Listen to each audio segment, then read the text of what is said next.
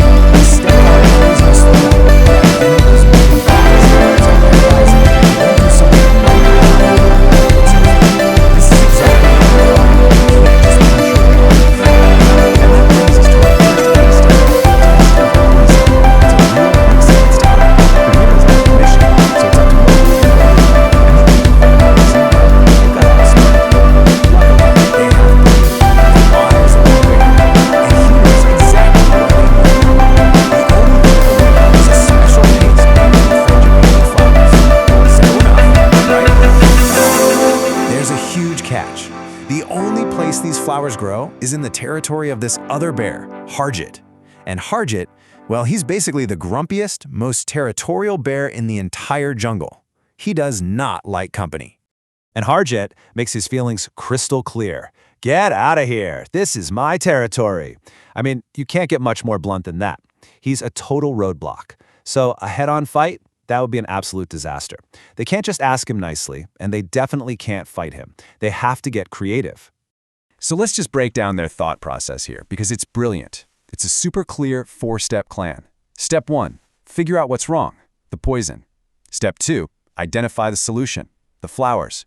Step 3, this is the key part. Realize they have to deal with the obstacle, Harjit, first. And only then, step 4, get the cure and save Bagheera. This isn't panic. This is pure, calculated strategy under insane pressure.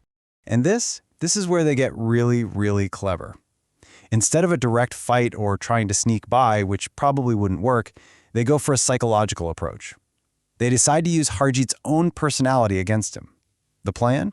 Create a distraction so good, so irresistible, that he just has to leave his post to check it out. And what's the bait? The promise of a beautiful Miss Honey Badger who's supposedly just passing through. And the centerpiece of this whole brilliant scheme, it all comes down to one simple thing. A fake tail. That's it, just a piece of vine. They figured, hey, if this vine can look like a tail to us, it'll probably fool Harjit too. So they dangle this thing, pretending it's a honey badger, and sure enough, this big grumpy bear gets all Twitter-pated and goes chasing after it. That gives Mowgli just enough time to slip in, grab the flowers, and get out. It's absolutely genius. Okay, so that was round 1. Now let's jump to our second case study, and you'll see how these same ideas pop up again, but in a totally different way. This time, the problem isn't a slow-moving poison. Oh no, it's the very, very immediate threat of being somebody's lunch. Mowgli's been captured, he's totally outnumbered, and he's deep in enemy territory. So here's how bad it is. Mowgli's been snatched by this massive crocodile, Jakala, and Jakala's plan is just chilling. He tells Mowgli, "Don't worry, I'm not going to eat you. My 5 little kids are." Mowgli is supposed to be their hunting practice. Can you believe that? Live bait, just to teach the little crocs how to be killers. And this really sets up the central conflict here, right? You've got 2 totally different approaches. Jakala is all about brute force. Grab the victim, scare him, dominate him. It's pure intimidation. Now, Baloo and Bagheera show up, but as Bagheera says, trying to fight a crocodile in the water, that's just a suicide mission. They need a new plan, one that has nothing to do with fighting and everything to do with thinking. And what Baloo comes up with sounds, honestly, a little ridiculous. When someone asks later how they kept those crocs busy for so long, the answer is just amazing: by telling them a boring story. Think about that. Instead of using claws or teeth, Baloo uses a story as his weapon. It's a wild idea that completely flips the script, using boredom and curiosity as a tool. And you know what? It worked like a charm.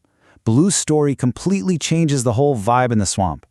Jakala, the big tough dad, he's getting antsy, he's annoyed, he wants to get on with the hunting practice. Mowgli, of course, is playing along, just trying to buy time. But the baby crocs, the ones who are supposed to be the actual threat here, they are totally hooked on the story. They're literally begging their dad, please, just 2 more minutes. And just like that, the danger is gone. The threat is neutralized, not with a fight, but with a fairy tale. Okay, so let's take a step back. We've looked at a medical emergency and a hostage situation. 2 totally different problems, right? But they were both solved the same way. Not with muscle, but with brains. So what's the big idea here? What's the one rule that connects both of these stories? We're going to call it the jungle's true law. And it's a pretty simple concept, but it's also incredibly powerful. It's the idea that in a place where it's all about eat or be eaten, the real superpower isn't bigger claws or sharper teeth. It's a sharper mind. The real law of the jungle is that cleverness, teamwork, and understanding what makes your opponent tick, that's what really matters most. And this chart lays it out perfectly. Look at the first challenge, the cure. The brute force option, fight Harjeet the bear. Yeah, good luck with that. The winning strategy, trick him with a fake tail, deception. Now the crocodile trap. The brute force option, fight Jakala in the water, total non-starter. The winning strategy, distract the kids with a story. In both situations, the clever, indirect approach wasn't just better, it was the only way to win. So why are we going through all this? What's the takeaway? Well, it's because these aren't just cute kid stories. They're basically blueprints for thinking outside the box. So let's pull out the big lessons here, the ones we can use to navigate the challenges in our own jungles.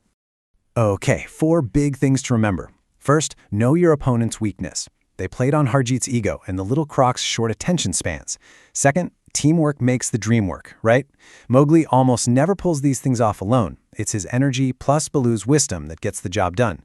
Third, get weird with your tools. Don't be afraid to use something unconventional. A fake tale or a boring story turned out to be way better than a weapon. And last but not least, and this one's huge, never ever underestimate the power of a good story.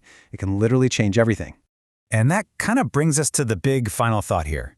You know, we live in a world that tends to reward the loudest voice, the strongest argument, the most direct approach. But what these stories show us is that sometimes the smartest, most elegant solution is the one nobody sees coming. So I'll just leave you with this to chew on.